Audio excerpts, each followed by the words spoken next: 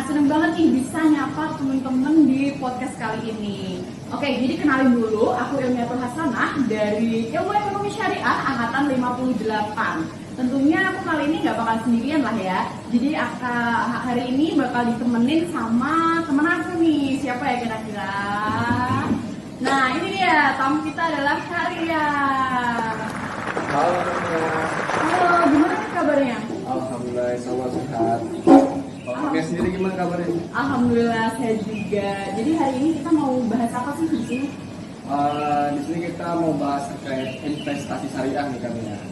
Wah, ini menarik banget ya kita bahas tentang investasi syariah gitu. Nah, sebenarnya investasi syariah tuh boleh nggak sih gitu dalam sudut pandang Islam?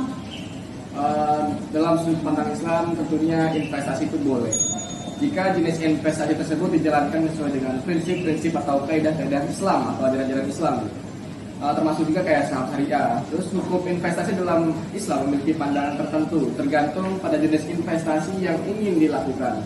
Salah satu investasi yang dianjurkan bagi umat muslim adalah investasi emas.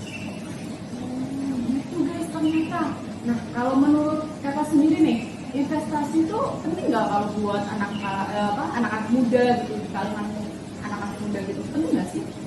Menurut saya sih penting banget karena selain ibaratnya menaruh tabungan ataupun untuk persiapan masa depan, kalau misalnya kita cuma diinvestasikan di dalam bank ataupun apalagi taruh bantal ya ibaratnya gitu, nggak berkembang, aset kita nggak akan berkembang dan juga bakal terkena inflasi lah ibaratnya gitu. Jadi harta kita atau aset kita terkena depresiasi sendiri atau penyusutan.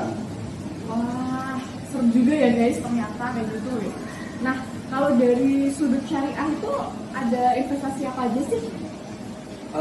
Investasi itu di Islam tuh kalau bisa itu diadakan ada dua, ada terkait investasi materi dan juga investasi non materi.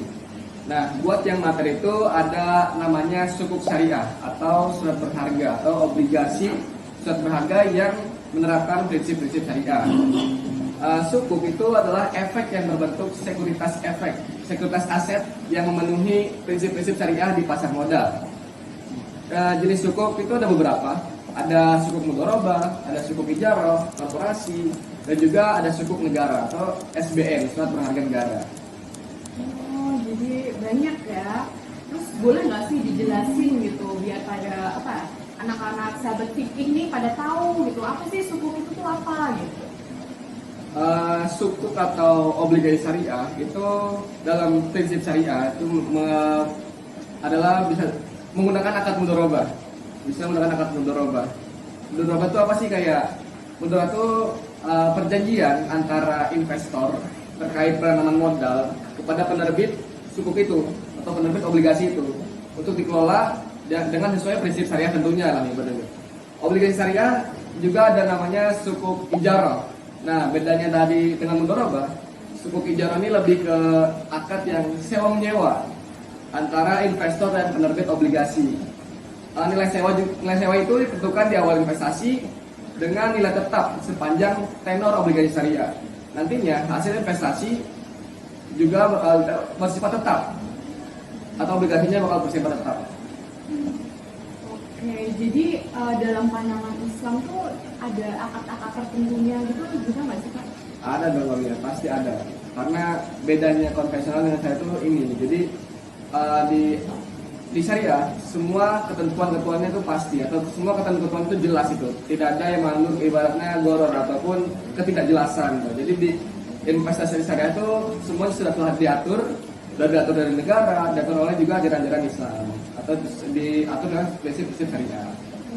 Gitu ternyata. Nah, kalau menurut kalian sendiri nih, apa sih yang perlu dilakukan oleh anak-anak muda gitu biar pada aware nih terhadap investasi gitu? Buat saya sendiri sih, kalau misalnya kita ingin aware terhadap investasi atau anak muda harus aware dalam investasi itu yang pertama terkait gimana caranya anak muda tuh harus meningkatkan literasi keuangan mereka. Karena masanya nih kayak udah masanya lah kayak di zaman digital, apalagi kita harus aware sama masa depan itu. Dan juga harus merencanakan tujuannya apa nih kita ke depannya mau seperti apa dan sebagainya. Nah, dan itu juga perlu yang namanya tanpa dimungkinkan kita perlu materi lah gitu. Nah, di situ kita harus mengerti ke depannya tuh akan jauh lebih sulit gitu, akan jauh lebih menantang kalau misalnya kita persiapkan dari sekarang gitu. Jadi terkait investasi atau menyiapkan materi itu juga penting gitu untuk anak muda. Oh gitu guys, ternyata nggak terasa banget ya kita tuh kalau bahas tentang investasi, misalnya tentang apa yang kita seneng gitu, waktu tuh nggak kerasa banget gitu, ya nggak sih Kak? Iya sih benar. Oke guys, jadi terima kasih nih Kak udah nemenin aku di podcast kali ini. Semoga sahabat Fik ini bisa tercerahkan gitu, jadi kayak ada insight baru juga buat kalian gitu. Jadi udah mulai pada meningkatkan lah ya literasi keuangannya gimana, khususnya di investasi syariah. Dan sepertinya ini udah di penghujung podcast kali ini. Oke, jadi buat sahabat Fik di rumah, kita pamit dulu ya. Jangan lupa buat lihat podcast-podcast kita yang lain. Wassalamualaikum warahmatullahi wabarakatuh.